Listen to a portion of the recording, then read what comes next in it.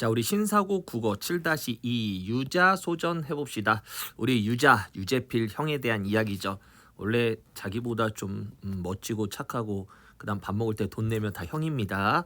자, 유자 소전은 여기서 포인트는 왜 유재필을 유자라고 특히 여기서 말하는 자라고 불렀을까? 유는 이제 성유씨겠고 왜 자라고 했을까? 그다음에 여기 소전이 무슨 말일까? 요거 포인트 잡고 가면 될 것 같습니다. 자, 유자소전은 유자라 불리는 유재필의 삶을 다뤘습니다. 제목에서 소전, 자 이제 소전 먼저 던질까? 고전 문학 갈래인 전의 형식을 차용해서 인물을 제시했다. 전, 우리 기억나요? 그 춘향전, 심청전 하면 뭐야? 춘향이 어떤 삶에 대한 이야기, 심청이의 삶에 대한 이야기 이런 게 해서 전이에요. 그래서 유자소전 결국 유자의 삶에 대한 이야기, 유자가 태어나서 죽을 때까지 쓴 이야기다 이렇게 하면 되고요. 자, 판소리계 소설에서 볼 수 있는 해악과 풍자가 들어가 있다. 해악과 풍자의 차이는 알아야 되는데 둘 다 우리가 미적 범주에서 골개미라 그래. 골개미. 자, 골개미 안에 해악과 풍자가 있는데 해악은 단순히 그냥 재밌어서 웃는 거고 풍자는 비판의 웃음이야. 비웃음이라고 생각하면 됩니다. 자, 일단 이 작품 통해서 우리 문학의 전통을 이해하고 인간 중심의 사고방식이라는 가치를 한번 이해해보자 이런 얘기입니다. 자, 갈래는 단편 소설이고요. 풍자 소설, 비판 소설이야. 그럼 도대체 뭐를 비판할 거냐면 주제에 나왔죠. 물질 만능주의에 빠진 현대사회를 비판할 거고요. 세태, 요즘 세상의 모습을 드러내고 있다. 성격은 비판적, 해양적, 풍자적, 전기적. 여기서 전기적은 우리 전기문이란 거 알죠? 이순신 전기문, 즉 어떤 한 인물의 태어나서 죽을 때까지 어떤 활동, 활약상을 쓴 거를 전기문이라는데 이 작품도 유자의 어떤 전기문입니다. 자, 시점 1인칭 관찰자예요. 어쨌든 관찰자고 1인칭이기 때문에 서술자가 어디 있다? 서술자가 작품 안에 있다. 오케이. 안에서 누구를 관찰하더라? 유재필이라는 인물을 관찰하더라. 이렇게 정리하면 되고요. 일부는 전지적 작가 시점을 조금 쓰기도 합니다. 자, 그 다음에 이제 제재는 유재의 일대기, 유재필 일대기고요. 자, 시간은 1970년대, 공간은 서울. 자, 특징, 전통적인 전의 양식을 불렸다 해서 다시 한번 얘기하지만 한 인물에 대해서 쓰는 전의 양식을 창했고요. 사투리 썼대요. 그럼 당연히 사투리는 향토적 정서겠죠. 자, 주제는 유자의 인격적인 면모와 그럼 유자는 긍정적 인물이겠네요. 그 다음에 물질 만능주의에 빠진 현대 사회를 비판합니다. 이렇게 정리하면 되겠네요. 해제 먼저 갈게요. 이 작품은 삭막한 현대 사회에서 보기 드물게 인간적인 도리와 가치를 실천하는 유재필의 모습을 통해 현대 사회에 가득한 비인간적이고 물질을 중시하는 태도에 대해서 비판한다. 이런 얘기입니다. 그래서 한마디로 유자는 상당히 긍정적인 인물이죠. 올바른 가치관과 인격을 갖춘 인간상을 제시해서 바람직한 삶의 가치를 일깨운다. 그래서 유자라는 되게 올바른 가치관을 가진 올바른 인격을 가진 인간상을 제시했는데 우리 요거와 좀 관련된 연계 작품이 있죠. 이와 관련된 연계 작품 머슴대길이라는 이제 시가 있어요. 시 머슴대길이라는 시도 있고요. 그 다음에 고전 수필에 보면요 광문자전이라는 고전 수필도 있어요. 그래서 요거랑 연계해서 나올 수 있거든. 요건 선생님이 따로 해드리도록 하겠습니다. 작가 소개는 됐고요. 발단 일단 가볼까요? 먼저 나에게 유재필이라는 자 일단 나 서술자 유재필이라는 친구가 있는데 마음이 밝고 고든 성품으로 깨어있는 삶을 살아서 나는 그를 유자라 부른다. 아, 유자라는 의미 뭡니까? 그를 예찬하기 위해서 마음이 밝고 고든 성품으로 살기 때문에 그를 유자라 불렀으니까 유자, 자란 얘기는 결국 대상을 예찬하기 위해서 쓴 거구나. 그럼 소전은 이해되고 그러면 결국 이건 뭡니까? 유자소전. 내가 예찬하는 유재필의 삶을 다른 이야기구나 이렇게 하면 되겠죠. 자, 전개 유자는 특유의 부침성과 왕성한 호기심으로 명물로 불리며 어린 시절을 보낸다. 중학교 졸업 후 야당 의원의 일을 돕다가 군대 입대한다. 제대 후 유자는 이제부터 이게 우리 교과서 부분이에요. 택시 운전사도 하지만 중요한 거는 재벌 총수의 운전사. 이게 우리 교재 부분입니다. 자, 재벌 총수의 운전사, 그 다음에 운전회사의 노선상무, 그 다음에 종합병원 원무실장을 지냅니다. 자, 그날 결말 유자는 뜻밖의 간암으로 삶을 마감하게 되고요. 그를 아는 문인들과 나는 유자의 죽음을 슬퍼한다. 이렇게 정리하면 되겠네요. 자, 그 마지막에 이제 전의 양식을 한번 읽어보시고요. 이제 지문 들어가 보도록 하겠습니다. 자, 장면별로 선생님 좀 잘라서 해석할게요. 갑니다. 한 친구가 있었다. 그냥 보면 그저 그렇고 그런 보통의 사람에 불과하다. 그냥 겉으로 보면 특별한 점이 없다. 뭐 이런 얘기죠. 자, 그런데 여느 사람, 보통 사람처럼 이 땅에 그런 사람이 있는지 맞는지 하게 그럭저럭 그냥 평범하게 살다가 자기 스스로 흐지부지 몸을 맞춰버린 예사 허릅숭이는 아니었다. 괜찮아요? 그냥 실없는 사람은 아니었다. 자, 뭡니까? 겉으로 보기에는 평범하지만 그죠? 어떤 비범함이 있는 사람이다. 누가? 유자가. 바로 누굽니까? 그의 이름은 유재필이다. 자, 주인공 나왔네요. 1941년 홍성군 광천에서 태어나 이제 충청도에 있는 지역 이름이에요. 그 다음에 보령군 대천에 와서 자고 배렸다. 예전에 가끔 어떤 학교에서 일치 문제로 유자는 보령군 대천에서 태어났다 이렇게 나온 적이 있는데 이거 틀리면 슬프지 그지. 태어난 것은 홍성군 광천에서 태어났고 어릴 때 보령군 대천에 이사와서 거기서 이제 자라고 배웠죠. 그리고 나머지는 서울에 살았다. 이제 유자의 태어남과 고향 그리고 이제 사는 지역들 얘기합니다. 그는 어려서부터 타고난 기운과 숙기로 또래에서 별스럽고 무리 중에서도 두드러져서 비색한 가운. 여기서 비색은 무슨 뜻입니까? 운수가 꽉 막힌 집안의 운수. 그러니까 집이 별로 안 좋았나 봐. 불우한 환경 속에서도 여러모로 남들보다 일찍이 터득하고 앞서 나감에 따라 우리가 이걸 뭐라 그래? 성숙하다 그러죠. 그래서 소년 시절은 다른 사람보다 숙성 무슨 씨발 돼지고기도 아니고지 성숙하고 청년 시절은 노련하고 장년 시절에 들어서는 노성했다. 약간 좀 더 나이 든 할아버지 같았다. 이게 그가 보통 사람 가운데서도 항상 깨어있는 삶을 살게 된 바탕이다. 자, 얘가 깨어있는 삶을 살게 된 바탕은 왜 그래요? 남들보다 한 발짝 더 성숙했기 때문이다. 괜찮습니까? 어릴 때부터 좀 더 성숙했대. 우리 이런 거 사자성어 있지 않나? 남들보다 좀 더 뛰어난 인물, 군계, 일학 이런 단어 있지 않나? 군계 일학. 그래서 남들보다 좀 더 뛰어나다 이런 얘기입니다. 여기까지 유자에 대한 어떤 고향과 살았던 곳들 그리고 남들과 다른 모습들이죠. 자, 그의 삶은 풀밭에서 뚜렷하고 쑥밭에서도 우뚝했다. 자, 여기서 말하는 풀밭과 쑥밭은 그냥 정말 풀이 많고 쑥이 많겠지. 그래서 다른 일반적인 사람들 사이에서도 어땠다? 돋보였다. 그래서 마찬가지로 군계 일학이고요. 괜찮습니까? 낭중지추란 단어도 쓰기도 할 것 같아요. 낭중지추. 자, 낭중지추 뭐냐면 뛰어난 놈은 숨어 있어도 결국 티가 난다 이런 뜻입니다.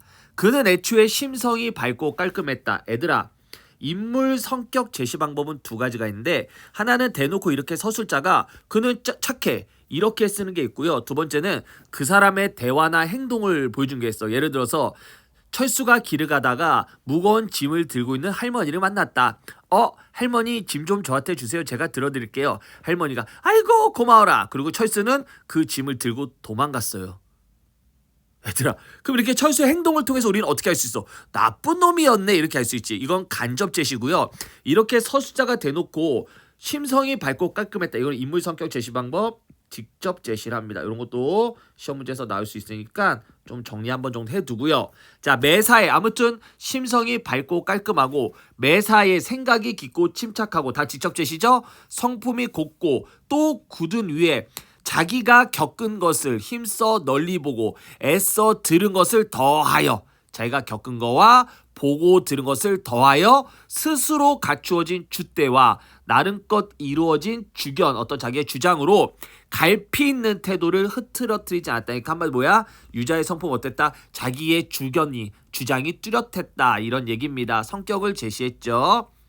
그러므로 자 이제부터 유자가 싫어하는 인물 나옵니다. 동그라미 1번 주변 머리 없이 기대거나 남들한테 기대거나 자발머리 없이 나대서 남을 괴롭히거나 즉 남을 괴롭히거나 누를 끼치는 자. 다시 뭐라고요? 남한테 기대거나 쓸데없이 나서서 남을 힘들게 하는 자. 반드시 뭐처럼? 장마의 물걸레처럼 쳐다봤다. 비유법 한마디로 어떻게 봤다? 더럽게 봤다. 이런 뜻이겠죠? 그 다음에 동그라미 2번 분수 없이 남을 제끼거나 즉 뭐야? 무조건 남을 제껴버려야 돼. 밟고 일어서서 자기가 무엇이 된 척하고 으스대는 자. 한마디로 뭐야? 지가 뭐가 되느냐 깝치는 자는 삼국지에서 조조가 망하길, 원래 우리 삼국지 읽으면 다 대부분 유비편이죠. 그래서 조조가 망하기를 기다리되, 이것도 비유법이야. 미워하여 항상 속으로 그 사람에 대해서 밑줄을 그어두기 위해서 뭐 밑줄 그어뒀다는 우리가 그 사람 이름에 이렇게 데스노트 X 죽어라 이러기를 바랬다 이거지. 또 모름지기 세상 일에 알면 아는 대로 힘있게 말하고 모르면 모르는 대로 수찌게 말하여. 그래서 수찌가 뭡니까? 순박하게 말하여 마땅한 자림에도 불구하고, 그러니까 요거 모름지기부터 불구하고 여기에 있는 것들 뭐야? 알면 아는 대로 힘있게 말하고 모르면 모르는 대로 수치게 말한 것은 정상적인 거야. 이게 아니라 동그라미 3번 어딘지 떳떳하지 못하고 주눅부터 들어서 좌우의 눈치만 딱 부러지게 보면서 흑백을 가리지 못한 자. 한마디로 어떤 자야? 되게 우유부단하고 자기 줏대 없이 그지 눈치 보는 자가 있으면 마치 말만한 딸을, 나이가 좀 있는 딸을 서울 가게 하는데 힘입어 그날로 이자 돈을 놓는 매몰스런 구두쇠를 보듯이 가래침을 뱉었다. 뭔 뜻입니까? 우리가 이제 딸을 시집 보내면서 돈 번다 뭐 이런 뜻인 것 같아요. 그래서 되게 안 좋게 매몰스럽게 구두쇠 보듯이 봤다 이렇게 해석하면 됩니다. 그래서 여기까지는 유자가 싫어하는 인물 유형 3가지가 나왔습니다. 아직까지 첫 번째 겁니다. 이야기입니다. 첫 번째 뭡니까? 유자의 탄생과 사는 곳, 그 다음에 유자의 성격, 유자가 싫어하는 사람의 종류가 이렇게 나왔습니다. 괜찮습니까? 그래서 우리 핵심 정리 보면요. 먼저 유자의 생애는요. 홍성군 광천에서 41년도에 태어났고요. 그 다음에 이사에서 보령군 대천에서 자랐고 나머지는 서울에서 살았습니다. 남들보다 타고난 총기와 숙기가 뛰어나서 또래 무리 중에 두드러졌고요. 가난한 집 환경에서도 일찍 성숙했다. 그래서 보통 사람이지만 깨어있는 삶을 살았다 이거고요. 유자가 싫어하는 유형 3가지가 있죠. 남에게 폐를 끼치거나 누를 끼치는 자, 그 다음에 남을 제끼거나 밟고 일어서 자기가 뭔가 된 척 으스대는 자, 그 다음 주눅 들어서 우유부단하게 결정 못하는 선택 장애자, 되게 싫어했다 이거죠. 유자에 대한 서울자의 태도입니다. 어떤 태도예요? 유자를 친숙하면서도 본받을 것이 많은 인물을 묘사했다. 예찬적이다. 이렇게 정리하면 되겠네요. 자, 좀 더 갑니다. 그의 댐댐이는 물론 그것이 전부는 아니었다. 그의 몸에서 나는 향기는 그윽하고 체온은 따뜻하고 체질이 묵중한 사내였다. 또 남의 아픔이 자신의 아픔을 깨달아 아픔을 나누고 눈물을 나누었다. 우리 사자성어 동병상련.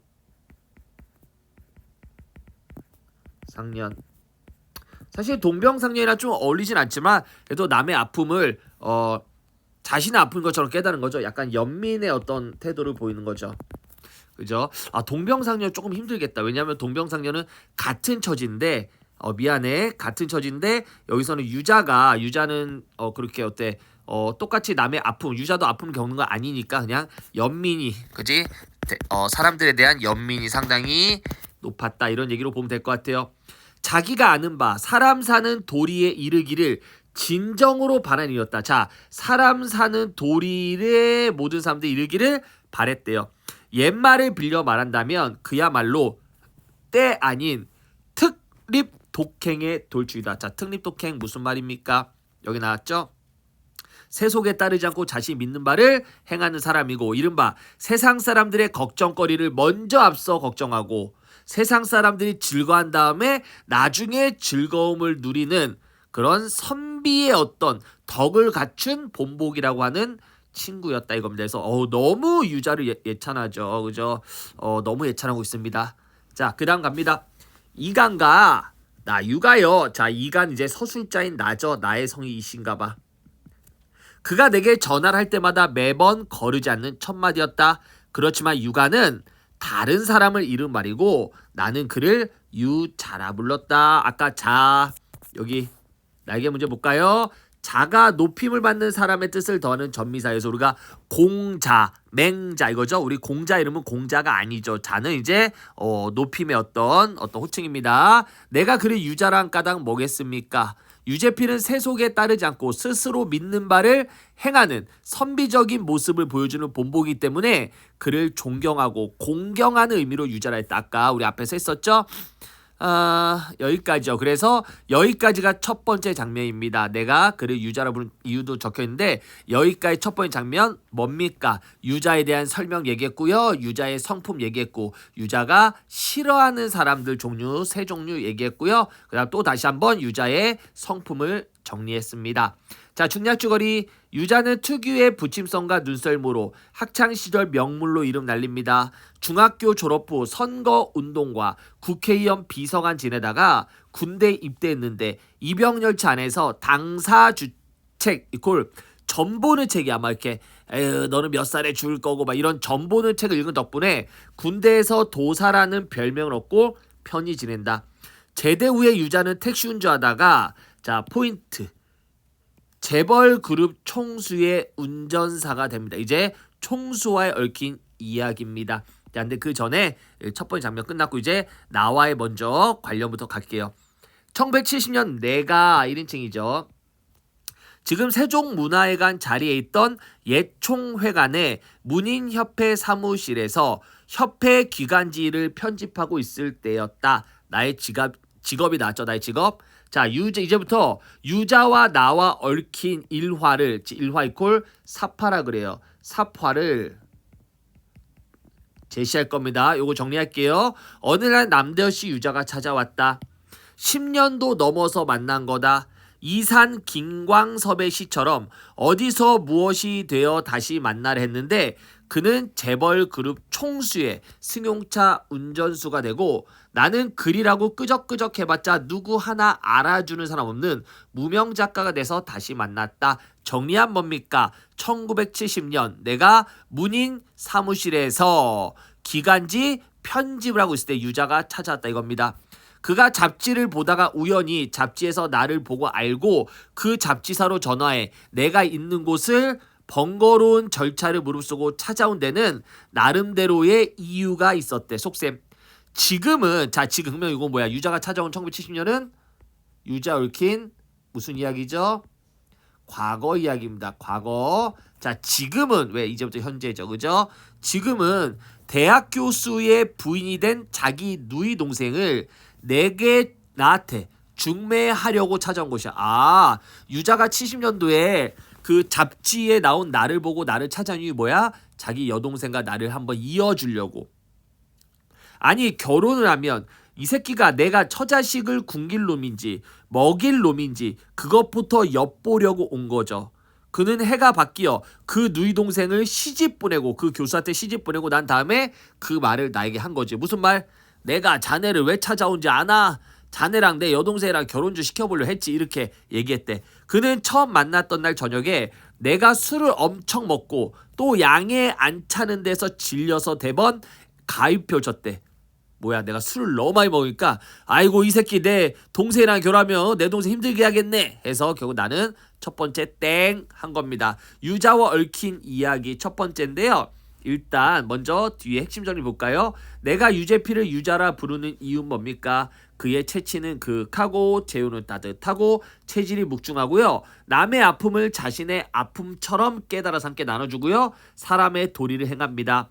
결국 정리하면 특립 독행의 돌출이고요. 선비의 어떤 본보기입니다. 그래서 나는 그에게 존경과 공경의 의미로 유자라 부르고요. 서수자의 나는 서수자고요. 책을 편집한 일하고요. 유자의 삶을 관찰하여 글을 쓰는 사람입니다. 이렇게 정리하면 되겠죠? 자 갑니다. 두 번째 유자 얽힌 일화 갈게요. 자 그럼 우리가 정리하면 앞에 가부터 어디까지 중략주거의 점 마까지는 첫 번째 장면이에요. 유자의 탄생과 그 다음에 지내온 곳, 그 다음 유자의 성품, 유저가 싫어하는 사람, 그 다음 유자였다. 다시 또 성품. 그 다음에 절정에서는 이제 유자와 나와의 얽힌 일화를 사파 형식으로 집어넣는데 첫 번째 유자가 나를 찾아온 거 뭐야? 누이 동생과의 어떤 결혼을 한번 해보려고 근데 탈락했죠. 나는 두 번째 갑니다. 한 번은 다 본 책이 있으면 달라고 하여 번역판 사기는 역사책이죠. 역사책을 한 질, 한 벌, 즉 세트로 줬는데 그 후로부터 올 때마다 책을 자꾸 욕심내요. 잡지사 편지실에는 사계절 내내 기증본으로 들어오는 책만 해도 주체를 이루지 못할도록 쌓여 있어요. 그는 오는 족족 자기 욕심껏 그 책을 막 가져갑니다. 거의 17년 동안 밥상머리에서도 책을 놓지 않았던 그의 열정적인 독서 생활이 그렇게 출발한 거다. 아, 그러면 지금은 몇 년도 같아요? 대충 17년 동안이죠. 유자가 나한테 찾아오고 나서 17년이니까 유자가 언제 왔죠? 1970년대 왔으니까 대충 한 1980년대 중반 정도가 현재겠죠. 그죠? 이건 과거고요. 자, 또 갑니다. 또 내 책 때문에만 오는 것도 아니야. 직장에서 답답한 일 있으면 터놓고 하소연할 만한 상대로 나를 택했기 때문에 날 찾아왔다 이겁니다. 자, 그래서 유자가 뭡니까? 남다른 독서열을 가졌고 나를 상대로 하소연하는 유자를 얘기합니다. 두 번째 일화. 자, 이제 세 번째 가겠습니다. 하루는 어디로 가라고 해서 좀 내가 찾아갔더니 귓꿈맞게 뭡니까? 여기 보면 어울리지 않게 촌스럽게 붕어, 메기하는 민물고기로만 술상을 보는 대포집 술집이다. 그렇지 얘들아. 민물은 강가에서 잡은 거고요. 나머지는 이제 바다겠죠. 우리는 주로 이제 친구들 만나면 횟집까지 사실 민물고기 잘 안 먹어요. 그죠? 민물고기 쏘가리 이런 거 먹잖아. 약간 모래 냄새가 좀 나요. 그래서 사람들이 생각보다 싫어하는 경우가 많아요. 아무튼 그래서 어때요? 민물고기로만 술상부는 후미지 대포이죠. 나는 한내를 떠난 이래. 한내 여기 나왔습니다. 한내 어디입니까? 충청남도 대천입니다. 바닷가 마을이죠. 한내를 떠난 지금까지 처음 보는 민물고기 여기여서 새삼스럽게도 해감 내세가 나고 해감 냄새 뭡니까? 여기 해감 냄새 바다 따위의 흙과 유기물이 썩어서 생긴 찌꺼기의 냄새입니다. 그래서 그 해감 냄새가 나고 역하고 싫었지만 그는 흙탕내도 아니고 시궁내도 아닌 그 해감내가 갑자기 그려져서 이곳으로 와서 나를 부른 거래요. 오늘따라 유자가 갑자기 그 민물고기의 냄새를 그리워하는 이유가 있겠죠. 내가 뭐라 그래? 허울 좋은 하늘탈이지. 이거 뭐야? 이거 뭐야? 보기만 좋았지 아무 실속이 없는 사람이나 사물이죠. 한마디 뭐야? 빛 좋은 게살구이 똑같아. 아니 이런 수채군형내가 나서 어디 먹겠나? 자, 수채군형 냄새는 뭡니까? 수채에 허대물이 빠져가는 구멍, 한마디로 하수구라고 해석하면 됩니다. 하수구 냄새가 나서 어때? 어디 먹겠나? 아, 이까지 냄새가 머리 좋아서 그리워서 이걸 돈 주고 사 먹어. 나 원참 취미도 아주 괴상하구만. 지금 나는 유자가 이 민물고기 집에 온 거에 대해서 마음이 안 들죠. 이런 걸 왜 사 먹냐 이거죠. 내가 이렇게 맛듣지 않아 했지만 내가 이렇게 마음에 들지 않았더니 그래도 저기 구적구적한 데서 사는 고기가 이 구적구적한 데는 민물이겠죠. 핫꾸라미는 여기 아래 보면 나오겠지만 수입산 비단 잉어야. 수입산 비단 잉어보다 맛있어. 자, 이 핫꾸라미란 단어를 왜 얘기했을까? 아, 유자가 요 핫꾸라이버덤이라는 그 단어, 그 물고기와 이게 외래종이니까 그 수입산 비단 잉어에 대한 어떤 일이 있었구나 이걸 알 수 있죠. 하면서 그날따라 내 말에 수그러들 기미를 보이잖아. 그럼 평소에는 내 말에 수그러들었다. 내가 평소였으면 아니 이런 해감내 나는 빛 좋은 게살 같은 민물고기를 왜 먹어? 이러면 유자 뭐 했다? 아 그런가? 아이고 괜히 왔나? 이랬을 텐데 오늘은 자기의 주장을 막 내세우더라 이거야. 그러면은 그날따라 어때 또 수그러들 기미가 보이잖아. 그가 자기 주장이 이렇게 강할 때는 반드시 경험론적인 설득 근거를 가지고 무장되는 경우죠. 그래서 내가 이미 딱 눈치채. 왜? 내 말에 수긍하지 않으니까. 무슨 얘기가 있는 모양이구만. 유자 뭐라 그래? 있다면 있고 없다면 없는데 들어볼라남? 그이는 이야기를 펼쳐 놓았다 해서 이제부터 유자의 이야기입니다. 가볼까요? 그 전에 먼저 자, 이 글설은 사파시 구성입니다. 유자와 관련된 여러 일화를 사파시 제시했는데 첫 번째 뭡니까? 유자가 갑자기 10년 만에 날 찾아왔다. 이유는 뭡니까? 자기 여동생의 남편감으로 나를 테스트하려고. 두 번째 와서 계속 책만 빌려와서 이젠 독서 광이 됐다. 세 번째 어디 민물고기 집으로 나를 불러냈다 이거죠. 여러 일화를 통해 유자란 인물에 대해서 구체적으로 알 수 있고요. 속담의 인용 허울 좋은 한우탈이 보기만 좋았지 아무 실속이 없는 사물입니다. 뭐가 민물고기 매운탕이 자 유사한 속담은요. 빛 좋은 개살구 속빈 강정이고요. 서술상 특징 첫 번째 사투리 사용하고 있죠. 토속적인 정감, 이야기의 현장감, 사실성을 획득할 수 있습니다. 자, 그 다음에 이제 다음 장 가보도록 하죠. 왜 이렇게 많냐? 3장만 더 해야겠네요. 자, 이제부터 유자가 그 외래 비단 잉어와 얽힌 이야기가 나오겠죠? 자, 이제는 세 번째 장면으로 들어가면 될 것 같습니다. 첫 번째 장면은 다시 한번 얘기하지만 뭡니까? 첫 번째 장면은 유자의 탄생과 유자가 어린 시절 살아온 곳, 그다음 커서 산 곳, 그 다음에 뭐죠? 유자의 성격, 유자가 싫어하는 사람 성격 얘기했고요. 두 번째 장면은 뭡니까? 두 번째 장면은 유자와 나의 얽힌 일화 세 가지를 사파응시를 제시했고요. 자, 이제 세 번째 장면 들어갈게요. 총수는 누굽니까? 유자가 운전하는 그 회사의 주인이죠. 총수 자택에 연못이 생긴 것은 며칠 전 일이었다. 뜰 안에 벽이고 바다이고 시멘트를 부어서 만들었으니 연못이라기보다는 수족관이라는 게 딱 맞는 시설이다. 시멘트가 굳어지자 거기에 물을 채우고 비단 잉어를 풀어놓았다. 그 비단 잉어와 결국 연관이 있네. 비단 잉어들은 화려하고 귀티나는 맵시로 보는 사람마다 탄성을 자아내게 했다. 하지만 유자는 처음부터 그 비단 잉어를 보고 흘기눈 째려봤다. 비행기를 타고 온 수입국이라서가 아니라 그 유자의 회사 직원 몇 사람의 월급을 다 합쳐도 못 사는 상식밖에 몸값 때문이다. 한마디로 비단잉어가 너무 비쌌나 봐. 그래서 유자가 싫은 거지. 왜? 그 돈이면 뭐해라. 우리 회사원들 월급이나 좀 더 올려주지. 이런 얘기겠죠? 그래서 내가 물어봅니다. 대간절 얼마짜리 고긴다 그려? 내가 물어봤죠? 유자가 마리당 80만 원씩 주고 가져왔대야. 그 회사 직원의 봉급 수준을 모르기에 내 월급으로 계산해보니 자그만치 3년 4개월 동안 한 푼도 안 쓰고 쌓아놔야지 한 마리 만점이다. 졸라 비싸. 물고기가 무슨, 그죠? 그래서 나도 놀라죠. 뭔 놈의 잉어가 사람보다 비싸냐이 했더니 내가 기가 막혔더니 유자와 그 잉어들이 보통 것이 아니래. 베터넨 벤또라든가, 베터넨 벤또는 이제 베터넨 메네또, 이건 베토벤이야. 뭘 하나 그런 음악을 틀어주면 그 가락대로 춤을 추고 차이콥스키지 이걸 틀어주면 또 그 가락대로 춤을 추고 자아감 곡을 틀어주는 대로 못 추는 춤이 없는 딴따라 곡이니까. 자, 이거 여기까지. 요거 뭐예요? 어떤 음악가 이름을 말장난하고 있죠. 그래서 뭡니까? 언어 유희 말장난입니다. 계속 갑니다. 물고기도 꼬랑지 흔들어서 먹고 사는 물고기가 있다는 거 이번에 처음 봤구만. 그런데 그 비단잉어가 어제 새벽에 다 죽었어. 자고 일어나 보니까 허옇게 뒤집어진 채로 떠 있어. 총수가 당황했겠지. 맨발로 뛰어나옵니다. 소용이 없습니다. 어떻게 된 거야? 한동안 넉나가 있던 총수가 하고 많은 사람 중에 유자를 겨냥해 물어. 유자 입장에서는 존나 억울하겠지. 왜요 선생님? 유자의 직업 뭡니까? 운전기사지. 그죠? 집을 관리한 사람 아니잖아. 기분 나빠. 그래서 뭐라고 그래? 글쎄요, 아마 밤새 고풀 감기가 들었나 봐요. 즉 비단잉어가 감기로 죽었다는 엉뚱한 말로 웃음을 유발한다. 이거 뭐라 그래요? 해악입니다. 해악. 오케이. 해악도 되고요. 그 다음에 이렇게 말하면서 기분 나쁜 걸 드러내면 풍자도 됩니다. 근데 얘들아, 물고기는 감기에 안 걸립니다. 그냥 화가 나서 얘기한 거죠? 갑니다. 유자는 일부러 딴청을 부렸다. 뭐? 물고기가 물에서 감기 들어 죽는 거 봤어? 이건 총수 얘기. 총수는 마치 유자가 범인이나 되는 것처럼 화풀이를 합니다. 자, 일단 핵심전을 볼까요? 자, 비단잉어에 대한 유자의 태도. 비단잉어 처음부터 눈을 째려보며 못마땅합니다. 왜 그렇습니까? 너무 상식밖에 비싼 몸값 때문이죠. 비단잉어의 의미와 기능입니다.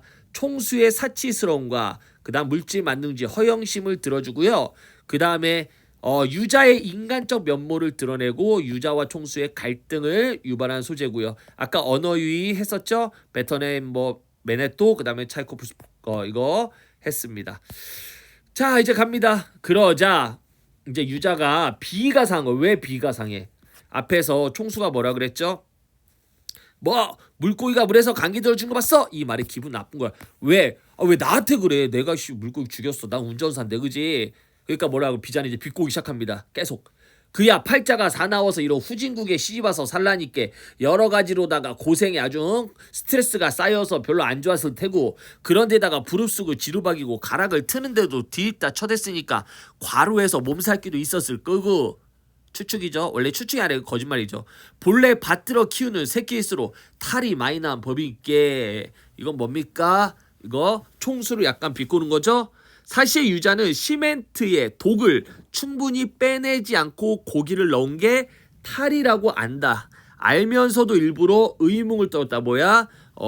그 총수한테 일부러 막 비꼬면서 말했다 이거지? 그러니까 총수가 뭐라고 그래? 저 하는 말마다 말 같지 않은 소리. 시끄러운 사람아. 총수는 말 가운데 어디가 어떻게 듣기 싫었는지 성질을 못 이기며 돌아섰다 해서, 자, 그 다음 장면이죠. 비단잉어의 죽음을 둘러싼 총수와 유자의 대립입니다.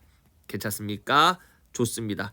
그는 총수가 그랬다고 속상해할 만큼 속이 쪼잔한 편도 아니야. 넓죠? 그렇지만 오늘 아침에, 자 이제 오늘 아침까지 왔어요. 자, 이거 시간 구성 방법은 역순행적 구성으로 해도 되겠네요. 오늘 아침에 들은 말만은 쉽사리 사귈 수가 없었다. 총수는 오늘 연못이 텅 빈 것이 아쉬웠나봐. 정원 삭제도 안 하고 그 연못 주위를 떠돌면서, 유기사 어제 그 곡이 어떻게 했나? 또 유자를 지목합니다. 유자 입장에서 기분 나쁘죠. 그는 아무렇지 않게 대답했다. 한 마리가 황소 4-5마리의 값이나 나간다는디 아까워서 그냥 버리기도 그시기하고, 비싼 고기는 맛도 좀 괜찮겠다 싶기도 하고, 그 비늘을 대충 긁어가지고 된장 좀 풀고 고추장도 풀고 마늘도 다져 넣고 국물 좀 이렇게 지져서 한 컵씩들 먹었습니다요. 와우, 비단 이걸 먹어. 어우, 총수도 뭐 어째? 왜요? 이런 잔인한 새끼 같으니라고. 총수는 화가 나서 어쩌질 못합니다. 보안이 아는 문자 동원해서 호통을 쳤으면 하지만 혈압 때문에 찾는 것 같아요. 아니, 달리 처리할 방법도 없잖아요. 자, 이거 유자의 능청스러움인데, 그럼 여기서 퀴즈. 유자는 정말 그렇게 해서 먹었을까요? 안 먹었을까요? 먹었습니다. 뒤에 나와요. 총수의 성과를 덧드리려고 한 말은 아니었어. 그가 할 수 있는 것은 그 말 말고는 아무것도 없기 때문에 그렇게 말 걸었죠. 총수는 어때요? 우악스럽고 무식하기 짝이 없는 그런 아래 것들하고 따따붙다 해봤자 자기의 어떤 명예만 흥가고 득될 게 없다 생각하는지, 숨을 이렇게 좀 진정시킨 다음에 그 불쌍한 잉어들을 저기 잔디바에다 묻어주지 않고 그걸 술안주에서 처먹어? 에이, 이런 피도 눈물도 없는 독종 새끼들. 여기서 말하는 피도 눈물도 없는 독종은 유자를 포함한 그 잉어를 잡아서 매운탕 끓여 먹은 사람 얘기합니다. 혼자 안 먹으려고 들어갔다. 자, 그 다음에 총수와 유자의 두 번째 대립입니다. 뭡니까? 그 비단 잉어의 시신을 두고 시체를 두고 어떻게 처리할 것인가에 대한 문제였죠.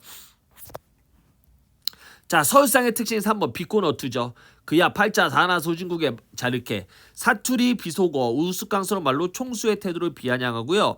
총수의 사치와 허영심, 이기심을 비꼬기 위해서 비판합니다. 총수에 대한 유자의 태도. 그는 시멘트 독성을 알면서 의문 떨었죠. 유자는 비단잉어가 죽은 원인을 시멘트 독성이라고 짐작하지만 일부러 거짓말을 합니다. 모른다고. 자, 이거 뭡니까? 능청스럽고 엉뚱한 말로 총수의 허영심을 비꼬고 있고요.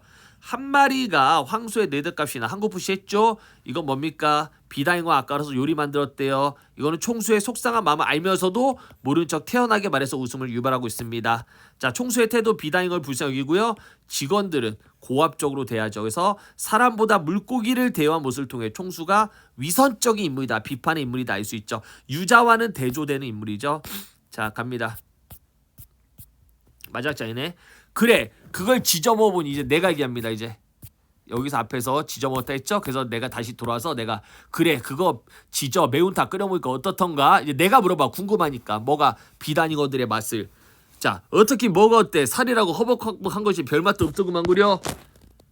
그는 다시 말해 입니다. 내가 독종이면 지는 말종인데 말종. 총수에게 자우지가 맛대가리 없는 서양 물고기 한 사발에 국산 욕을 2사발 먹고 났더니 지금 뭔가 좀 씹히고 해감내가 나더라도 이런 붕어 지짐이 생각이 저절로 나니까 여기까지 나오라 했던겨. 그래서 나를 이곳으로 부른 이유를 얘기한 거죠. 총수는 그 뒤로 그를 비롯하여 비단잉어를 나눠 먹음직한 대문 경비원, 보일러실 일꾼, 자녀들 등하교 운전사, 그 다음 자택에서 근무하는 종업원들에게 아침 저녁으로 눈을 이기면서 눈이 흘기면서도 비단 잉어 회식 사건을 비밀로 인사 이동까지는 하지 않았대. 인사 이동까지. 그럼 유자도 계속 그 총수의 운전수로 남은 거죠. 하지만 유자는 하룻바삐 총수의 승용차 운전석을 떠나고 싶어 했대. 남들은 그룹 소속 운전수들의 정상 맨 윗자리나 다름없는 그 자리에서 서로 못 앉아서 턱이 떨어지기에 무섭게 올려다보고 있었지만 유자는 총수가 겉모습만 그럴듯하지만 보잘것없는 위선자로 알게 되자 그동안 그런 줄 모르고 밤낮 모셔온 날들이 욕스럽고 그런 위선자에게 이렇게 매인 자기의 몸이 구차스러운 삶이 아주 칙살 뭡니까? 구차스러운 삶이 어때요? 얄밉고 더럽고 이런 뜻입니다. 그 다음 뭡니까? 가련 불쌍하지 않을 수가 없었다. 그래서 좀 자기 어떤 지금 신세대에서 안타까워하는 유자의 모습 들어왔죠. 그래서 그 다음 장면입니다. 뭡니까? 제대 후에 총수의 운전사가 된 유자가 어느 날 찾아와 비단 이거 얘기를 하는 거죠. 자, 오른쪽 날개 문제 보겠습니다. 총수의 승용차 운전석을 떠나고 싶어한 까닭 뭡니까? 어떤 이기적이고 물질 만능주의인 총수의 모습에 총수를 위선자란 생각이 들어서 오케이? 떠나고 싶었겠죠. 자, 서울사는 특징 비속어 많이 썼고요. 그 다음 총수에 대한 유자의 반감 뭡니까? 말종, 틀거지만 그럴듯해 보이는 위선자. 자, 하지만 뭡니까? 총수의 승용차 운전석을 떠나고 싶어하죠. 결과 자, 서사문화의 전통 그냥 풍자는 총수가 유발한 웃음이고요. 해악은 유자가 유발하는 웃음 이렇게 되고요. 자, 그 다음에 뒤에 정리해볼까요? 1번 활동해보자. 유자의 양력 정리해보세요. 유재필 1941년 홍성군 광천. 자, 뭐 어릴 때 선거운동도 하고 비서관도 지내고 군 입대 후 택시 운전사 하고 재벌그룹 총수 운전수도 하고요. 서술자인 나가 유자와 총수를 바라본 태도입니다. 나는 유자에게 우호적이고 공감적 태도를 보이고 총수를 비판적으로 바라보고 있다. 이런 얘기고요. 자, 그 다음에 다른 글들은 다 충분히 우리가 충분히 이해한 겁니다. 그래서 요거 한 번만 정리해 주시면 될 것 같아요. 스스로 한번 정리해 주시면 될 것 같고요.